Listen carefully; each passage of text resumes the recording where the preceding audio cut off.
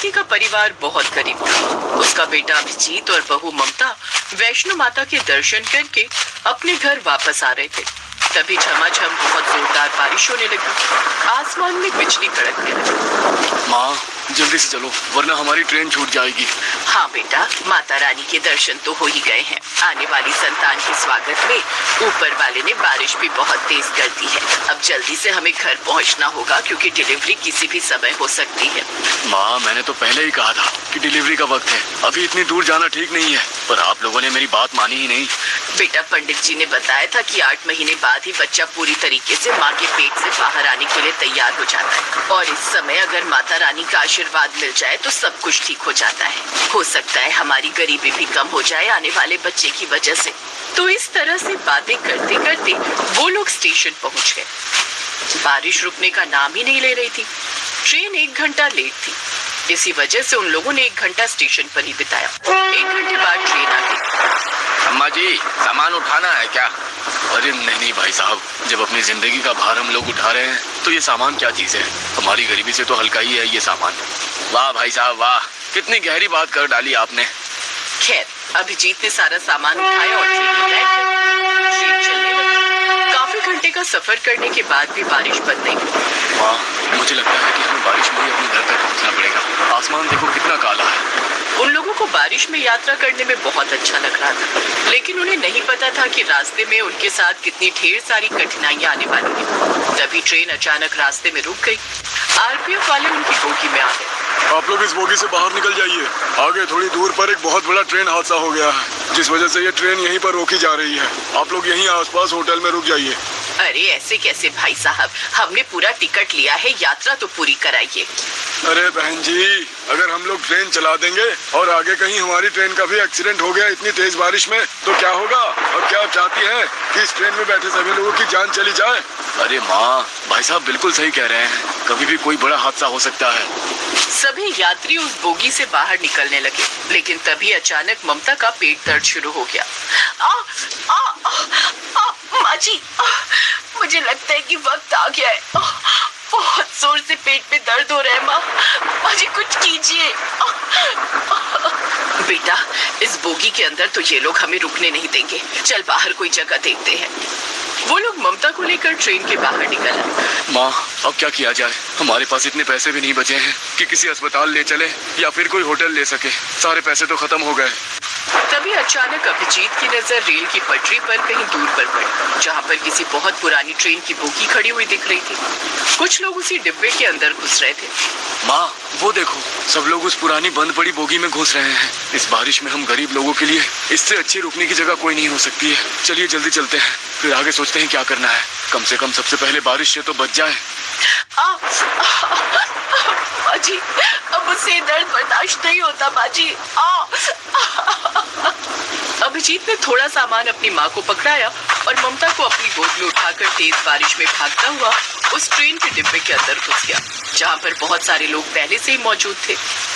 अरे बहन जी, ऐसी कंडीशन में बहू को बाहर ले जाने की क्या जरूरत थी? बहन जी, अब क्या बताऊं मैं आपको, सब मेरी ही गलती है। आखिरी महीना चल रहा था और मुझे ही वैष्णो माता के दर्शन कराने थे अपनी बहू। वो लोग सब बात कर ही रहे थे कि तभी ममता फिर जोर जोर से चीखने लगी। माँ जी, अब तो लगता है आपकी बहू की डिलीवरी इसी ट्रेन की बोगी में होगी। ऐसा कीजिए, जितने भी मर्द हैं वो लोग दूसरी बोगी में जाकर रुके। हम लोग जल्दी आप लोग को खुशखबरी देते हैं। बहू चिंता मत कर, हम सब तेरे साथ हैं। हम सब भी गरीब हैं और गरीबी की वजह से इस बोगी में रुके हुए हैं। उन लोगों की मदद देखकर अभिजीत और उसकी माँ लीलावती बहुत खुश हुए। अभिजीत और बाकी के आदमी दूसरी बोगी में जाकर ठहर गए। इधर सारी औरतों ने मिलकर ममता की डिलीवरी कर दी। उसका एक बेटा पैदा हुआ इस ट्रेन में। अभिजीत, बधाई हो, तू बाप बन गया। अभिजीत दूसरी बोगी में था। ये सुनकर वो बहुत खुश हुआ और उस बोगी में जितने भी आदमी थे वो भी बहुत खुश हुए। क्या बात है भाई साहब, इस बारिश में हम सारे लोग बहुत परेशान थे। आगे किसी ट्रेन का एक्सीडेंट हो गया है जिससे बहुत सारे लोग डरे हुए थे, लेकिन आपने बाप बनकर एक छोटी सी खुशी हम सारे लोगों को दी है। चलिए चलकर देखते हैं। माँ, क्या हम लोग उस बोगी में आ सकते हैं? हाँ हाँ बिल्कुल। अभिजीत के साथ उस बोगी में जितने आदमी थे वो लोग भी अब उस बोगी में आ गए जहाँ पर ममता ने एक बच्चे को जन्म दिया था।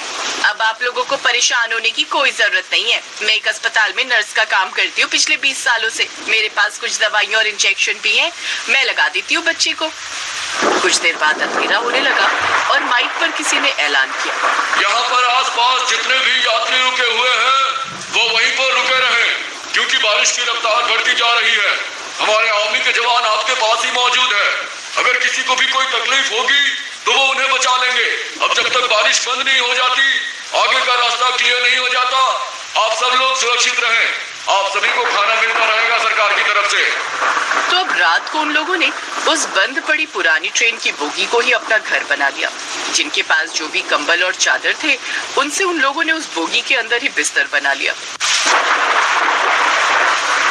3 दिन बीत गए लेकिन अभी तक बारिश बंद नहीं हुई। ये तो अच्छा हुआ कि सरकार की तरफ से हमें खाना मिल रहा है और हमें मुफ्त में रहने की जगह भी मिल गई।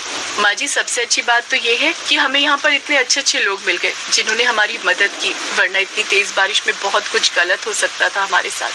सब माता वैष्णो जी की कृपा है बहन जी। आप अपने होने वाले पोते के लिए ही माता वैष्णो के दरबार गई थी और उसके साथ ही कुछ गलत हो जाता, ऐसा तो हो ही नहीं सकता था। अब वो ट्रेन ही उस गरीब परिवार का घर बन चुका था। वहाँ पर जितने भी लोग थे सब एक परिवार की तरह रहने लगे। बहुत सारे लोगों ने मिलकर एक कठिन समय को भी कितना खुशनुमा बना दिया था। करीब 1 हफ्ते तक वो लोग एक साथ एक परिवार की तरह रहे। जब बारिश बंद हुई तब उनकी ट्रेन एक बार फिर से आगे चलने के लिए तैयार हो गई। 1 हफ्ते में ही हम सब एक परिवार की तरह रहने लगे थे। 1 हफ्ते पहले हम लोग एक दूसरे को जानते भी नहीं थे, पर अब बिछड़ते हुए बहुत बुरा लग रहा है। किसी ने क्या खूब कहा है कि आते जाते खूबसूरत आवारा सड़कों पे कितने अनजान लोग मिल जाते हैं, उनमें से कुछ लोग भूल जाते हैं, कुछ याद रह जाते हैं। जिंदगी के किसी न किसी मोड़ पर एक बार हम लोग फिर कभी मिलेंगे।